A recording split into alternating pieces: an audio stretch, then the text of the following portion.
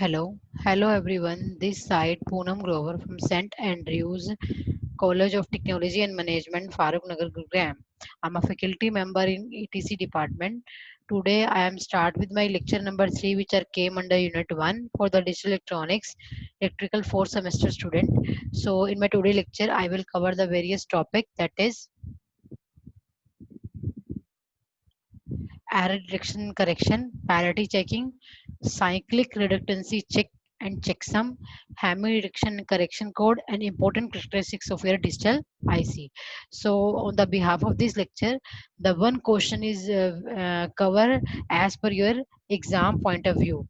So, I will totally assure कि एक इनमें टॉपिक्स में से एक या दो क्वेश्चंस पक्का एग्जाम के अंदर आएंगे. So firstly, you can go with your error detection correction code. Why it is need? So what do you mean by error detection and correction? The data can be corrupted. जैसे suppose करो कि आपने transmitter side से कोई signal भेजा, आप digital की बात कर रहे हो तो आपका जो सिग्नल होगा वो 01 की फॉर्म में ट्रांसमिट होगा और रिसीवर साइड पे वो उसी फॉर्म में क्या होगा, आपका रिसीव होगा. क्लियर. सो कई बार क्या होता है कि कई बार तो डिवाइसेस की हमारा कुछ फिजिकल इम्परफेक्शन की वजह से आपका डाटा जो होता है जब वो रिसीवर साइड पे मिलता है तो वो कुछ चेंज होके मिलता है, यानी कि उसके बिट में चेंजेस आ जाते हैं. या तो 1 से 0 होगा या 0 से क्या होगा, 1 होगा. सो इन दैट केस जो डाटा मैंने ट्रांसफर किया होगा बिट की फॉर्म में वो हमें सेम नहीं मिलेगा as per your transmission. So that will be create some error. Clear. So the mismatch the data between your transmitter and receiver is called your error. So the जैसे मान लो उसने लिखा हुआ है कि बाइनरी सिग्नल मैंने भेजा था, लेकिन जब उसके अंदर नॉइज की कोई इंटरफेरेंस ऐड हो गई है तो जो आपका सिग्नल है वो करप्ट हो गया. तो नेटवर्क 2 पे जब वो रिसीव हुआ तो इसके या तो 1 से 0 में चेंज होगा या 0 से 1 में चेंज होगा, कोई ना कोई चेंज होके मिलेगा. It means data should be corrupted with the help of your noise. So जो एरर होते हैं वो as per your bit changes in the transmission of bits that will be defined divided into your three category. One is called your single bit error, multi bit error and burst error. तो single bit error क्या होता है कि जैसे suppose करो कि मैंने कोई भी डाटा भेजा है ट्रांसमीटर साइज पे और उसकी ओनली वन बिट ही चेंज हुई है, only one bit change at a time, like one can change to 0 or 0 can change to 1. that will be show by the figure. जैसे मान लो सपोज करो कि ट्रांसमीटर साइड से आपने भेजा था 01001, तो ओनली सिंगल बिट चेंज हुई है, that is second bit as per your LSB. तो 0 ओनली किस में चेंज हुआ है, आपका 1 में. That is called your single bit error कि आपने ट्रांसमीटर से ये बिट सेंड किए थे और रिसीवर पे आपको ये बिट चेंज होके मिले हैं with 1 bit. Next stand for ये multi bit error. Multi bit मतलब कि जब आप एक से ज्यादा चेंज होके मिले. जैसे मैंने एग्जांपल में ओनली आपको दो बिट चेंज करके दिखा रखे हैं कि यहाँ आपने ट्रांसमीटर पे ये बिट सेंड किया था और रिसीवर पे आपको ये मिला, तो आपका ये वाला बिट चेंज हुआ फर्स्ट और तीसरा बिट चेंज होके मिला आपको. तो इट मीन्स क्या हुआ है, that is called your multi bit error. Clear. और अगर आप सपोज करो कि अब ये तो है कि लाइक बिट जो है, अब इसमें जो डाटा डाटा वर्ड है वो कितने बिट का है, 1 2 3 4 5 6 6 बिट का डाटा आप ट्रांसफर कर रहे हो. तो ये that is a long small amount of data. लेकिन अगर आप लॉन्ग ब्लॉक ऑफ फ्रेम्स की फॉर्म में डाटा सेंड करते हो तो उसमें किस बिट पे कब एरर आया. जैसे मान लो 64 बिट का डाटा ट्रांसफर किया तो सपोज करो उसमें भी 3 4 बिट चेंज हो गई हैं, 34 नंबर बिट चेंज हो गए, 32. Then how you can detect that particular bit, that will be shared in the later part of the video.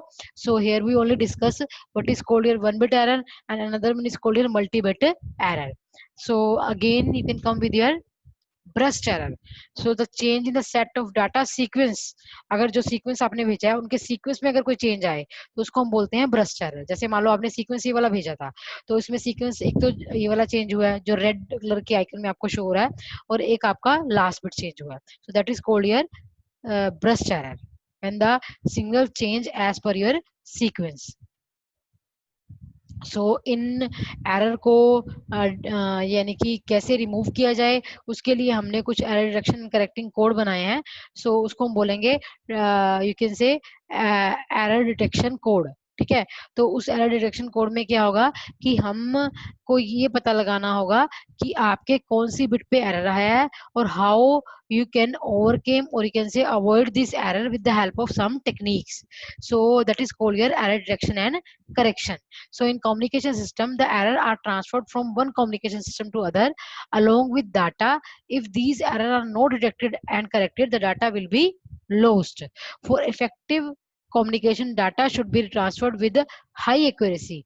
These can be achieved by first detecting the error and then correct them. Clear? So error detection is a process of detecting the error that are present in data transmitted from transmitter and receiver. In a communication system, we use some redundancy codes to detect the error by adding to the data during the transmission, and these code are called error detecting code.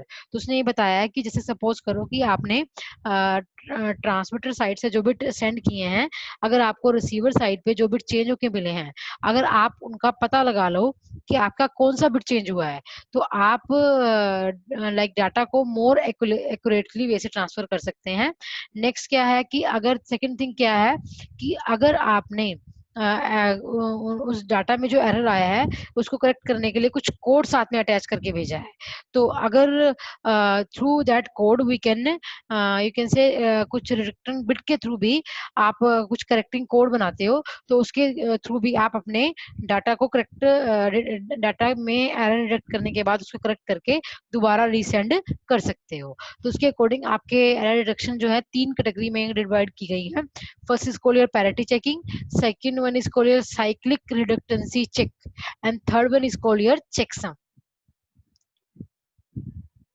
So here we first start with your parity. What do you mean by parity? Parity होती है कि parity bit means nothing but an additional bit added to the data at the transmitter before transmitting the data. And जैसे suppose करो कि आप जो भेज रहे हो ट्रांसमीटर या रिसीवर को पता है कि you can receive the data with even parity और you can receive the data with your odd parity. So as per your even and odd parity, you can differentiate among the data, either you can receive the correct one or not. ठीक है। तो suppose करो कि आप 8 bit का transfer data कर रहे हो और आपने एक 9 बिट उसके साथ एक पैरिटी बिट अटैच कर रखी है। अब आपने पैरिटी चेकिंग करनी है थ्रू इवन पैरिटी, तो आप अपने डाटा के अंदर total number of ones count करोगे, यानी कि जो 8 बिट का डाटा है उसके total number of ones count करोगे। अगर total number of ones even में आते हैं, ठीक है, अगर टोटल नंबर ऑफ वंस क्या आते हैं आपके इवन में आते हैं, तो आप उस इवन पैरिटी के लिए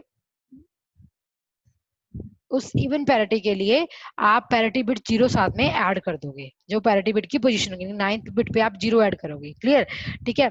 और अगर आपकी पैरिटी ओड है तो 9th बिट पे क्या आ जाएगी आपकी 1 आ जाएगी। तो आप जो डाटा ट्रांसमिशन और रेसिप्रोकेशन अगर इवन बिट के थ्रू कर रहे हो तो आपकी 9th बिट 0 होना जरूरी है कि आपके ट्रांसमीटर साइड पे आपने 9th बिट 0 भेजी थी एज एन इवन पैरिटी, और रिसीवर साइड पे वो 9th बिट आपको क्या मिली है, अगर 1 मिलती है तो आप क्या कर रहे हो, डाटा के बीच में मिसमैचिंग है, so there will be occurrence of error in your bit.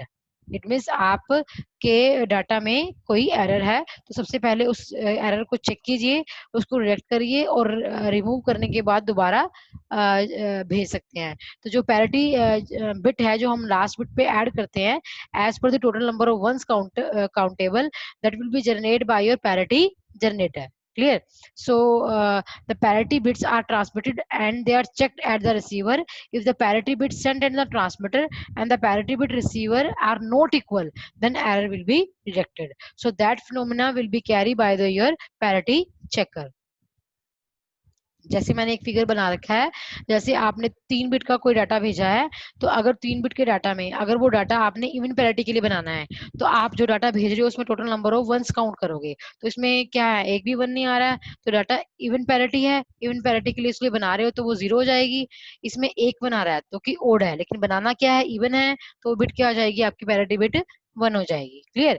इस केस में जैसे सपोज करो कि 0 1 0 है, total number of ones count कीजिए कितने आ रहे हैं इस मैसेज के अंदर, इस 3 बिट के डाटा के अंदर 1 आ रहे हैं, वो क्या है आपकी ओड पैरिटी है, लेकिन आपने डाटा चेकिंग किसके थ्रू करनी है, इवन पैरिटी के थ्रू, तो ये बिट क्या हो जाएगी 1, यानी कि जिसके लिए बना रहे हो अगर वो कंडीशन आपकी प्रूव नहीं हो रही है तो पैरिटी बिट क्या आ जाएगी आपकी 1 हो जाएगी। लेकिन अगर अगर उसके अपोजिट में मैंने ओड पैरिटी के लिए बना रखा है, जैसे सपोज करो ये तीनों 0 हैं लेकिन है तो इवन, तो इवन बिट क्या हो जाएगी आपकी, बना रहे हो आप ओड के लिए, लेकिन आई क्या है वो इवन है, तो ये बिट क्या हो जाएगी आपकी 1 हो जाएगी। ऐसे ही अगर 001 देखो तो ये क्या है आपका ओड है, लेकिन बना भी आप ओड के लिए रहे हो तो ओड के लिए वो बिट क्या रहेगी 0 रहेगी। अगर आप जिसके लिए बना रहे हो अगर वो सेम कंडीशन आपके मैसेज या डाटा बिट के थ्रू प्रूव हो रही है तो इट मीन्स वो बिट उसी सेम पैरिटी बिट से रिप्रेजेंट होगी। लेकिन अगर वो बात प्रूव नहीं हो रही है तो वो पैरिटी बिट क्या हो जाएगी आपकी 0 से 1 में चेंज हो जाएगी। clear? So that is called your parity checker with the help of your even parity, or you can say your odd parity. Next one is called your cyclic redundancy check. So इसमें हम एक divide का phenomena follow करते हैं। तो उसमें हम क्या करते हैं कि जैसे सेंडर जो है वो किसी डिविडेंड को डिवाइजर से क्या करता है डिवाइड करता है, और डिवाइड करने के बाद जो उसका रिमाइंडर आता है, ठीक है, उसको वो दोबारा यानी कि आपके डिविडेंड के साथ कंबाइन करके उसी पार्ट से दोबारा क्या करता है डिवाइड करता है before send to your receiver. Clear? तो अगर वो दोबारा डिवाइड करने के बाद अगर उसमें कोई एरर नहीं आता है, ठीक है, तो इस केस में आपका डाटा शुड बी एक्सेप्टेबल, यानी कि उसके अंदर क्या है कोई एरर नहीं है। लेकिन अगर उसके अंदर ये टोटली डिवाइड नहीं होता है, यानी कि यहाँ पे दोबारा से फिर कोई ना कोई रिमाइंडर बचता है, तो इसका मतलब क्या है कि आपका data that will B came under your error consideration. So that error will be removed first, then correct it, then resend it again. So that is called your cyclic redundancy check. तो देखो ध्यान से, मैं एक बार दोबारा बताती हूँ आपको इसमें क्या हुआ है कि आपने क्या किया, साइक्लिक रिडंडेंसी चेक में हम किसी डिविडेंड को डिवाइजर से डिवाइड करेंगे और उसके रिमाइंडर का वेट करेंगे। जो रिमाइंडर है वो उसका CRC, that is called your cyclic redundancy check. और रिसीवर साइड में उसको भेजने से पहले हम दोबारा से जो आपका रिमाइंडर आया है वो डिविडेंड के साथ कंबाइन करके, आपका डिविडेंड क्या है 11001 और रिमाइंडर क्या आया है 10, तो मैंने उसके लास्ट में लगा दिया और उसको उसी पार्ट से दोबारा डिवाइड किया। ठीक है, तो अगर उसको दोबारा डिवाइड करने पर आपका रिमाइंडर जो है अगर वो 0 आता है तो उसके अंदर कोई भी एरर नहीं है। क्लियर? तो हम क्या करेंगे, डाटा अपडेट प्लस सीआरसी को क्या करेंगे, आप ये वाला डाटा बिट और सीआरसी को हम क्या करेंगे रिसीव करेंगे। तो अगर सीआरसी बिट आपके 0 आ रहे हैं तो आपका कोई भी एरर नहीं है। लेकिन अगर सीआरसी बिट आपका यहाँ पे रिसीवर साइड पे कुछ ना कुछ बिट शो कर रहा है जैसे 101 110, तो it means data will be corrupted by some noise और some disturbances. So that will be first that will be find it, then correct it, then reset it again with the help of your cyclic redundancy check. Next is called your checksum method. So checksum is also a method for correcting your code. इसमें हम क्या करते हैं कि हम एक checksum bits होती हैं कि जैसे मान लो आपने एक लॉन्ग ब्लॉक ऑफ डाटा भेजना है, ठीक है, उसके आप लास्ट और स्टार्टिंग में हम कुछ checksum bit ऐड कर देंगे। उस बिट का जो पैटर्न है वो बिल्कुल सेम होना चाहिए जो आपने ट्रांसमीटर साइड पे सेंड किया था, वही checksum bit आपको रिसीवर साइड पे क्या मिलनी चाहिए, रिसीव मिलनी चाहिए। अगर ऐसा नहीं होता है तो इट मींस आपका जो सिग्नल है वो करप्टेड हो गया है ड्यूरिंग द ट्रांसमिशन एंड रिसीवेशन। तो इसमें मैंने चेकसम के लिए एक एग्जांपल शेयर किया है। वो क्या किया है मैंने, जैसे सपोज कीजिए कि आपने 4 फ्रेम सेंड करने हैं, ठीक है, तो आप क्या करेंगे, सबसे पहले उन चारों फ्रेम को एड्स करेंगे। क्या करेंगे, ऐड करेंगे। ठीक है, तो ऐड कैसे करेंगे, जैसे मान लो आपने फ्रेम 1 आपका ये वाला डाटा था, फ्रेम 2 ये वाला डाटा है, तो आपने दोनों को ऐड किया, लेकिन जो कैरी आई है उसको आप फर्स्ट ऐड करके उसमें फिर थर्ड फ्रेम क्या करेंगे, ऐड करेंगे। तो ये चीज remember these thing very carefully कि पार्शियल सम का मतलब क्या है कि अगर कैरी आती है तो कैरी को डिस्कार्ड नहीं करना है, वो कैरी दोबारा से ऐड होगी, उसमें फिर फ्रेम 3 क्या होगा आपका ऐड होगा एंड सो ऑन। तो आपको जो पार्शियल सम मिलेगा after adding your 4 frame with your partial sum, अगर लास्ट स्टेज में भी कैरी आ रही है तो कैरी दोबारा ऐड होगी और वो सम की फॉर्म में काउंट होगी। ठीक है, अब जो चेक सम मिलेगा वो आप उस चेकसम का आप कॉम्प्लीमेंट कर लीजिए, यानी कि जो सम आया है उसका complement use as an checksum. Clear? उसका कॉम्प्लीमेंट क्या होगा, यूज एज एन चेकसम, वो चेकसम की तरह यूज होगा। ठीक है, तो हमने क्या किया, अपने रिजल्ट के साथ ये चेकसम बिट साथ में कंबाइन करके आपके ट्रांसमीटर साइड पे भेज दी। ठीक है, अब रिसीवर साइड पे अगर हम कुछ फिनोमिना फॉलो करते हैं तो हमें जो चेकसम मिलना चाहिए वो सेम यही मिलना चाहिए। अगर ये मिलता है चेकसम बिट यही सेम मिलती हैं तो आपका जो रिसीवर है वो नॉइस फ्री है, यानी कि एरर फ्री है। लेकिन अगर ये बिट से कुछ डिफरेंस आता है तो आप अपने रिसीवर साइड पे जो डाटा रिसीव कर रहे हो उसमें कुछ ना कुछ एरर प्रेजेंट है। ठीक है, तो हमने वही प्रोसीजर फॉलो किया, पहले फ्रेम 1 को फ्रेम 2 के साथ ऐड किया ड्यूरिंग पार्शियल सम, अगेन उसके साथ फ्रेम 3 सेम, यानी कि ये वाला प्रोसीजर आपका सेम वैसे का वैसे है। देखो बिट भी आपकी क्या आ रही है, सेम आ रही है। क्या आ रही है वो, लास्ट में सम आपका क्या आ रहा है, दैट इज 001011100, तो 001011100, और चेकसम आपने ये वाला भेजा था। ठीक है, अब आप क्या करेंगे, इस चेकसम के अंदर, इस चेकसम के अंदर जो है वो आप जो चेकसम बिट है उसको आप अपने सम के साथ क्या करवाएंगे, ऐड करवाएंगे। ठीक है, तो ऐड करने पर आपका क्या आ जाएगा, 0100101101101101101। तो अगर से दोबारा सा इसका कॉम्प्लीमेंट करेंगे उस चेकसम का तो सारा क्या हो जाएगा, जीरो हो जाएगा। क्लियर, तो अगर ऐसा होता है कि उसका कॉम्प्लीमेंट सारा जीरो हो रहा है तो वो विदाउट एरर है, it means your frame should be accepted, frame must be accepted. Clear, अगर ऐसा नहीं होता है तो फ्रेम के अंदर एरर है, यानी कि अगर इसमें सारे बिट जीरो नहीं होते हैं, कोई भी बिट सिंगल वन भी रह जाता है तो आपका फ्रेम के अंदर एरर है, तो इट मीन्स वो फ्रेम जो है वो एरर करप्टेड है। तो उसको पहले हम ओवरकेम करेंगे, देन उसको दोबारा से एनालिसिस करने के बाद उस एरर को हम क्या करेंगे, रिमूव करेंगे। मेरे कहने का मतलब क्या है कि जो रिजल्ट आया है सम, उसके अंदर हमने चेकसम को ऐड कर दिया। ऐड करने पर सारे क्या हो गए, आपके टोटल वंस हो गए। उसका कॉम्प्लीमेंट किया तो क्या आया, 000 आया। अगर उसका कॉम्प्लीमेंट लास्ट स्टेज पे जीरो आ रहा है with in the case of your checksum, तो आपका वो डाटा क्या है, वो फ्रेम क्या है, एक्सेप्टेड है। अगर ऐसा नहीं होता है that will B not accepted, it means that will B adherence with your error. So that is called your checksum method. And the last one method is called your Hamming detection and correction. That is a very important method as per your exam point of view. So इसमें हमने कुछ codes बनाए हैं 4 bit के according, तो वो codes आपके इस फॉर्मूले के अकॉर्डिंग बने हैं। इट मीन्स आप उसके अंदर एक 7 बिट का डाटा लेते हो, उसमें डाटा बिट को आपने C1 C2 और अप टू CK तक रिप्रेजेंट किया है, और पैरिटी बिट को P1 P2 up to PK तक रिप्रेजेंट किया है। तो मैं इसको एक एग्जांपल के थ्रू एक्सप्लेन करती हूँ कि कोड कैसे बनते हैं। आपका ये जो 8 बिट का डाटा है उसको लिखने का स्टाइल ये वाला है, that is P1 P2 and P3। these 3 bit are called your parity bit, and N1 N2 N3 and N4 that is called your data bit. Clear, तो अगर आपको टीचर ने बोला कि आपके पास सपोज करिए कि जो पैरिटी चेकिंग करनी है 7 बिट का आपका हैमिंग डिटेक्शन एंड करेक्शन का कोड होता है, तो अगर जैसे मान लो आपने बनाया था कि जीरो अगर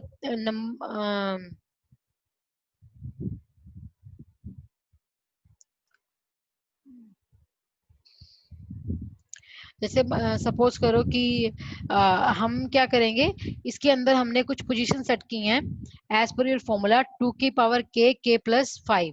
अब जैसे मान लो 2 k की वैल्यू आप 1 बाय 1 पुट करते जाएंगे तो आपको वो वैल्यू रिसीव होती जाएंगी। जैसे मान लो k की वैल्यू मैंने यहाँ आपकी 1 रखी है, ठीक है, तो क्या सपोज करो कि सॉरी सिंपल सा आप ये कोड फॉलो करेंगे।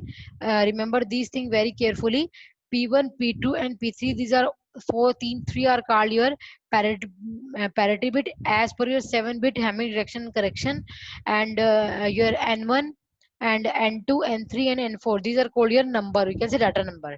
ठीक है, तो इवन अब इसमें भी आप parity bit as per even और ओड के अकॉर्डिंग बना सकते हैं। वो कैसे बनाएंगे, that will be share by one example. तो हम कुछ as per the parity bit, अगर वन पैरिटी बिट 1 पे चेक कर रहे हैं तो 1 के बाद आपका कौन कौन सा डाटा आ रहा है, 2 3 जो डाटा बिट आएंगी किस किस पे आएंगी, 1 के बाद 2, 1 के बाद आपकी डाटा बिट कहाँ कहाँ आ रही हैं, 3 पे आ रही हैं, 5 पे आ रही हैं, और 6 पे आ रही हैं, 7 पे आ रही हैं। आपने 1 के बाद पैरिटी बिट ये नहीं देखनी है, वो आप जैसे मान लो आपने ये 7 बिट का कोड लिया, उसमें सिंपली आपको लिखने का स्टाइल भी यही होगा P1 P2 एंड P3। और N1 N2 N3 and N4। तो इसमें जो P1 P2 और P3 these are called parity bit and N1 N3 N2 और N4 these are called data bit. तो हम क्या करेंगे इसके अंदर, हमने 3 कोड्स बनाए हैं चेकिंग के लिए। वो कैसे बनाए हैं, जैसे मान लो आपने फर्स्ट बिट पैरिटी पे चेक कर रहे हो, तो फर्स्ट बिट के बाद डाटा बिट कौन कौन से हैं, 3 पे हैं, 5 पे हैं, 6 पे और 7 पे हैं। Note see your parity bit, only see your data bit.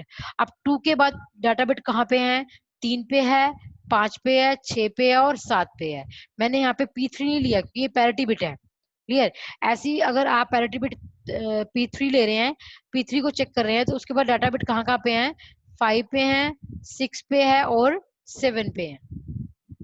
ठीक है, 3 5 6 7। तो हमने एक पोजीशन बनाई है, इन पोजीशन को ध्यान में रखते हुए हम क्या करेंगे, रिडक्शन एंड करेक्शन करेंगे। ठीक है,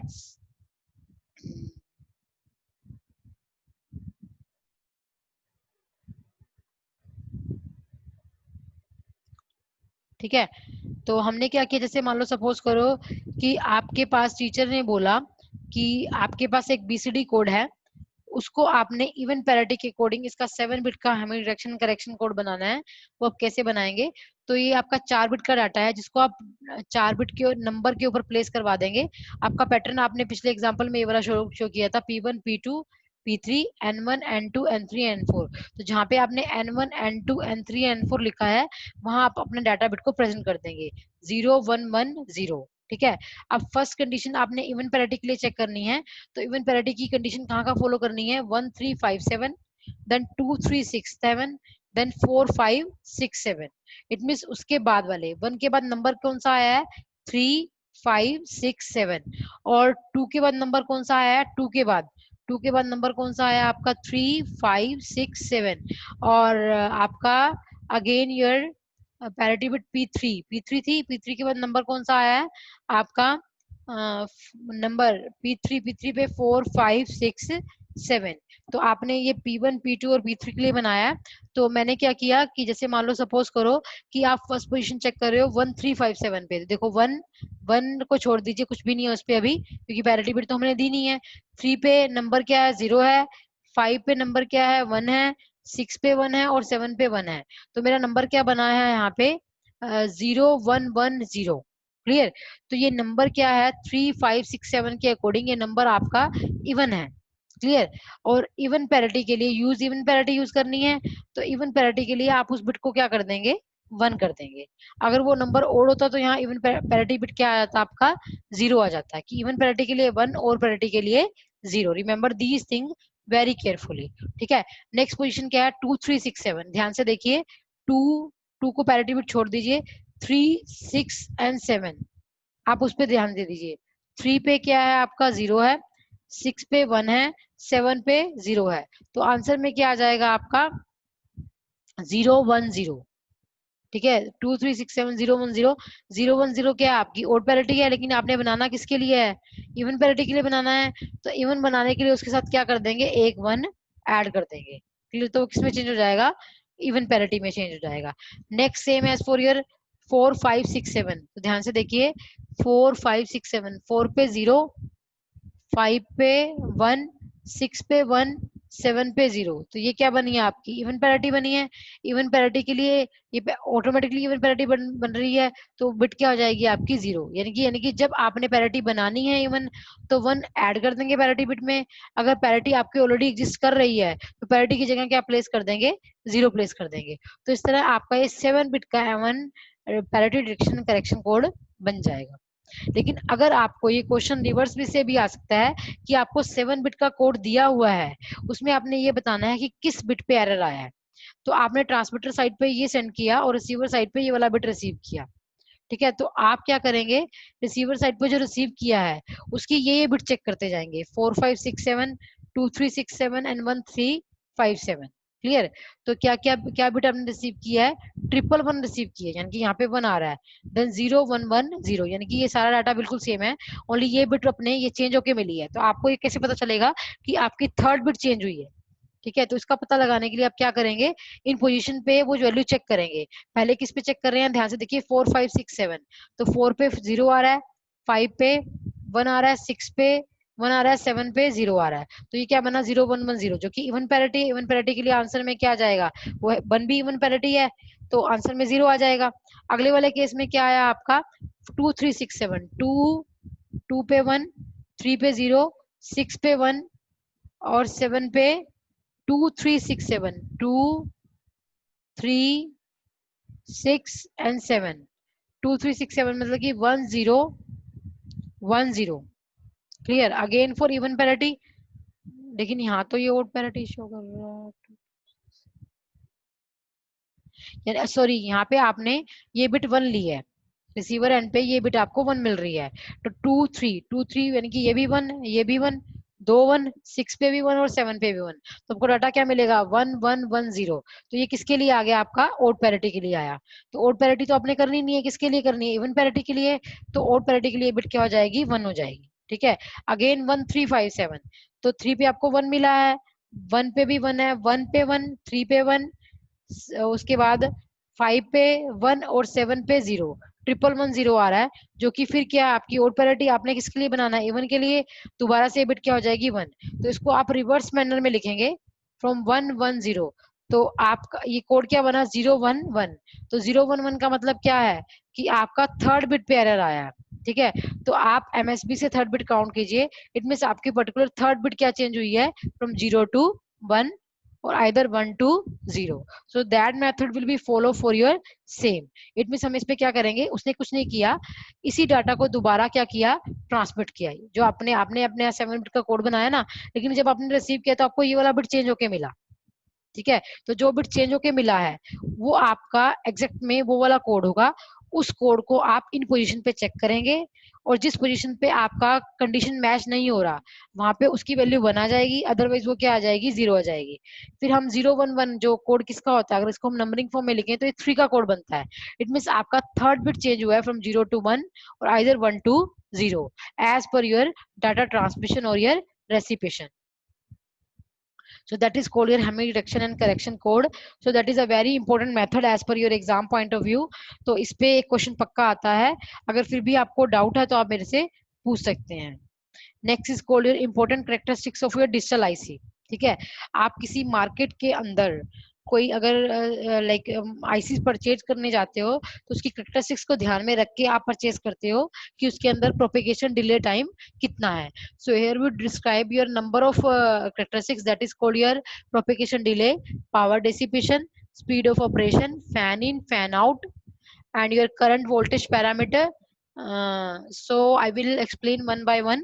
So here we show your propagation delay that will be show by you, जैसे मान लो आपने ये प्रोपेगेशन डिले का एक वेवफॉर्म शो कर रखा है कि इनपुट को फाइनल स्टेट तक पहुंचने में इतना डिले लगा, लेकिन उसके रिस्पेक्ट में जो आपकी आउटपुट है, ये इनपुट है और ये वाली आउटपुट है, वो आपको इनपुट के स्टार्ट होने के कुछ देर बाद मिली है।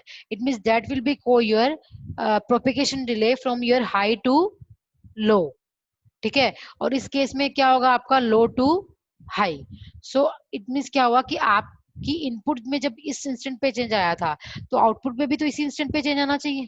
क्लियर, लेकिन ये क्या हुआ कुछ इंस्टेंट के बाद चेंज हुआ उसके अंदर, तो जिस इंस्टेंट के बाद चेंज हुआ है उसके हम 50% से हम उसका 50% इसका ऊपर वाले का इनपुट का और 50% इसका, उन दोनों की अंडरलाइन ड्रा करके हमें ये कैलकुलेट कर लेंगे कि उसके अंदर कितना प्रोपेगेशन डिले आया है from high to low and low to high same as, so that represent your propagation delay.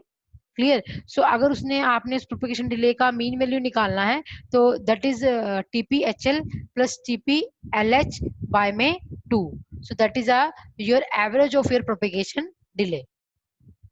Again you can come with your power dissipation, but generally ICs के अंदर जो propagation delay होता है वो mainly हम 2 से 15 नैनोसेकंड तक लेके चलते हैं, लेकिन अगर आपका डिले इससे भी ज्यादा रहता है तो that will be not countable as per your IC configuration. Next come with your power dissipation. What do you mean by power dissipation? Power dissipation में क्या होता है कि आप कि आपकी पर्टिकुलर आईसी के अंदर आपका आईसी इंटू वीसीसी का प्रोडक्ट कितना आया है, तो जितना ये कम होगा उतना ही अच्छा है। ये आपने मेगावाट की फॉर्म में लिखा हुआ है, तो अगर जितनी वैल्यू इसकी स्मॉल होगी इट मींस उतना ही पावर जो है उसके अंदर लेस कंज्यूम हो रही है. Then next come with your speed of operation, that will be depend upon your propagation delay into my TD. So that is called your speed of product, PD into my TD. Speed of operation of any logical gate depends upon propagation delay and power dissipation. यानी कि जो आपने पहले delay निकाला है और आपने power dissipation निकाली है उनका जो मल्टीप्लिकेशन होगा that is called your speed of operation.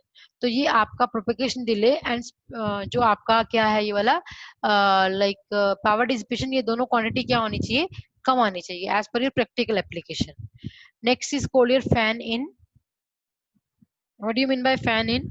जैसे सपोज करो कि आपने कोई सर्किट बनाया, उसके अंदर लाइक ये तो मैंने एक छोटा सर्किट आपको और एग्जांपल के थ्रू बता रखा है. सो the maximum fan, the maximum number of output of the other gates which can be connected to the single input of one gate is called your fan in. It means आपके कितने number of gates जो input पे present हैं वो इस last gate उसने बोला the maximum number of output of other gates which can be connected to a single input, यानी कि maximum input of one gate is called your fan in. It means आप इसको कितनी इनपुट दें कि उस मैक्सिमम आउटपुट को देने पे वो अपना काम कितने सक्सेसफुल वे से अचीव करता है, that is called your fan in.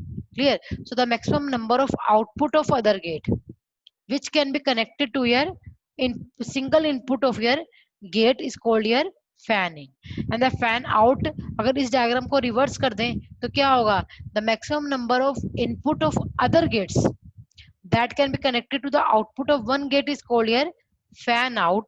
Higher fan out advantage because it reduces the need for additional driver to drive the more gates. ठीक है? इट मीन्स अगर आपके पास फैन आउट ज्यादा है तो इसका मतलब आपके पास ड्राइवर ज्यादा है, तो वो उसकी एक एडवांटेज बन जाएगी. तो it reduces the need of additional drivers to drive the more gates. So here we show the example of your, that is called your fan out, that represent your number of driver which will be present at your output. So by the use of number of driver it will be reduces the need of additional driver to drive the more gates with the facility of your fan out. That next is called a current and voltage rating. It means that is a rating up to which your circuit will be work without damage. That is called your current and voltage parameter. So that will be represented by your VIH and VOH. Here we represent your VOL and VIL. Clear? So the low level input voltage, this is the maximum input voltage which is recognized by the gate at logic 0, and this is the maximum voltage available at the output corresponding to logic 1. And same as for your VOH VOL, again in the form of current or that is in the form of voltage. तो आप किसी भी form में उसको लेके चल सकते हैं. ग्राफ के अकॉर्डिंग भी आप वैसे ही शो करेंगे कि आपकी जो इनपुट वोल्टेज है वो कितनी मिनिमम होनी चाहिए कि वो 0 को रिप्रेजेंट करवा सके. क्लियर? और वो कितनी इनपुट आपकी जो है मिनिमम होनी चाहिए जिससे उसका इफेक्ट आपका आउटपुट पे आ सके. जैसे उसने VOL को क्या लिखा है यहाँ, the VOL is stand for the maximum voltage available at the output corresponding to logic 0. यानी कि जो VIL है वो इनपुट की वो वाली वोल्टेज है जिसके थ्रू आपकी इनपुट 0 पे शो होती है, और VIL एंड VOL वो वाली वोल्टेज है जिसके थ्रू वो आउटपुट पे आपका रिजल्ट 0 की फॉर्म में शो करती है. और VIH क्या है, दैट इज द मैक्सिमम, ये क्या लिख रखा है यहाँ, VIH क्या है, VIH is your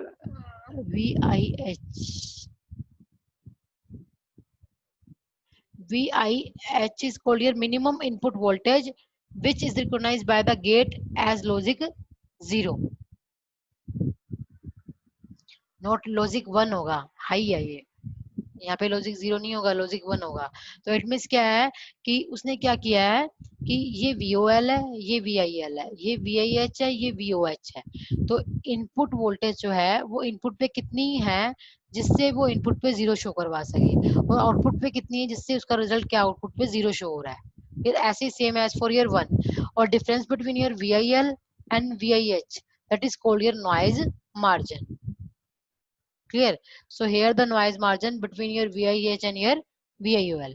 So हमने वही चीजें किस फॉर्म में लिखी हैं, आपके करंट की फॉर्म में लिखी हैं। वैसे यहाँ पे फैन इन का मतलब क्या है कि आपकी जो अदर गेट से जो आउटपुट आ रही है वो कितनी मैक्सिमम है जो किसी एक सिंगल गेट को ऑपरेट करवाने में सक्सेसफुल है, और फैन आउट के केस में आपकी कितनी नंबर ऑफ आउटपुट है जो कि एक सिंगल से आ रही हैं। जैसे ये डायग्राम आपने दिखाया हुआ है यहाँ पे, सिंगल से जो आउटपुट आ रही है, सिंगल की जो आउटपुट है सिंगल गेट की, वो कितने गेट को ड्राइवर की फॉर्म में काम करवा रही है। तो how much it is successful, the output can be driven by a single gate, that is called your fan out. ठीक है, and reverse case will be fan in. Clear? So अगर हम same current rating and voltage rating आपने पढ़ ली है, so that is some basic phenomena which we can discuss in my video. So I will you can say review my video. In my today lecture I will explain the various error, how the data will be corrupted with an error, and how the bit will be changed from 0 to 1 and 1 to 0. And again you can come with your types of error. You can say single bit, multi bit, and your burst error, that is called your sequence error. And again you make a error detection correction code. So parity, it means you can add a ninth bit with some even and odd parity. The even parity will be represented by 1 and the odd parity will be represented by 0. And cycle redundancy, in which you can use a division phenomena. The remainder will be add with your dividend, and again you can divide it. If you gain your remainder again 0, it means your data will be accepted, otherwise it will be rejected. Again checksum means you can add the 4 frames as per your example. If the sum, if you are getting at the transmitter side, and you can complement that particular bit and attach the sum with your complement bit and transmit at the receiver side. And the receiver side, the same phenomena which will be carry out which are at the transmitter, but at last you can check the checksum. Checksum is same as your receiver. So here the sum will add with your checksum. If the total sum is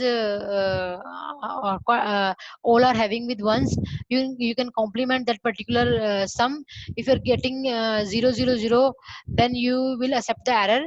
If you're getting 111, it means your data will be corrupted with the noise, and the bit will be changed from your 0 to 1 and 1 to 0. Clear? Again you can come with your Hamming detection correction. So that phenomena will be clear by the use of one example. We can specify some places where the check your error, that is 1 3 5 7 2 3 6 7 and 4 5 6 7. You can write that particular code, and that code will be decide your data will be within even parity or odd parity. According to, you can change the number either 110 or 001, and I can make the 7-bit code. And with the help of your 7-bit code, you can also find the error where the bit will be came under your error consideration, or you can say change from 0 to 1 and 1 to 0. So here we mention some characteristics of your digital IC. So once you mention your propagation delay, तो propagation delay क्या होता है कि आपका जो instant यहाँ पे आपका इनपुट चेंज हुआ था, आपको उसी इंस्टेंट पे आउटपुट चेंज होना चाहिए था, लेकिन वो कुछ टाइम बाद चेंज हुआ, तो हम 50% से उसका डिले काउंट कर लेंगे from high to low and low to high. So again you kind the power dissipation. The power dissipation is a function of your voltage supply into my IC, because of your gate will be manufactured with the help of your TTL transistors. So in which we can operate some VCC and IC. So the calculation of your VCC and IC will be show your power dissipation factor, so that will be low as possible. Again you can come with your speed of product. So the speed of product, that is a multiplication of your power dissipation into my delay, so that will be minimum as possible. Again you can come with your fan in and fan out. इसका मतलब क्या है कि कितने number of gets की जो output है वो एक सिंगल गेट को काम करवा रही है इन ए सक्सेसफुल मैनर से विदाउट एनी डैमेज. और इसका जो उल्टा होगा वो फैन आउट होगा कि एक सिंगल गेट कितने ड्राइवर को काम करवा रहा है without any damage in a successful way.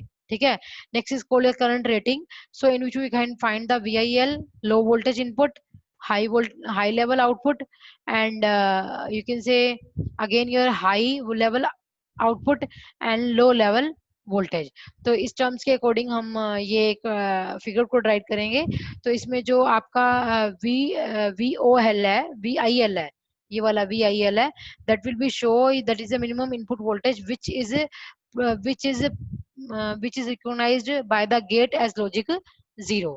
ठीक है. और आपका नेक्स्ट क्या है, वी आई एल के बाद क्या है, V O L.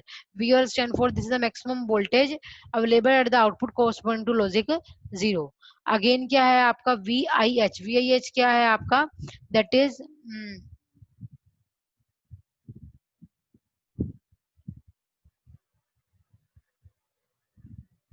maximum input voltage which will be behave as an 1, and maximum output voltage will be corresponding to logic 1.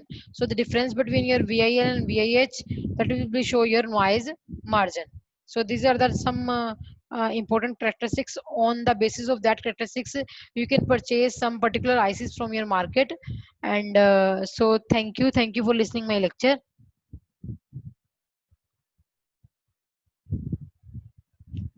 So last में मैं एक बार आपको फिर बताना चाहूंगी कि इसके अंदर जो इम्पोर्टेंट क्वेश्चंस बनते हैं वो क्या हैं आपके, सॉरी, तो वो आपके बनते हैं कि एक हैमिंग रिडक्शन करेक्शन के कोड के ऊपर मेनली क्वेश्चन आता है. कई बार वो इनके ऊपर 2 नंबर के अंदर क्वेश्चन पूछ लेते हैं. You can explain fan in, fan out, और you can say propagation delay, और you can say power dissipation in case of your IC. So आपको इन पैरामीटर को 2 नंबर के अंदर एक्सप्लेन करना होगा. ठीक है. So today's video is very important, or you can say as per the exam point of view. Thank you very much for listening my lecture.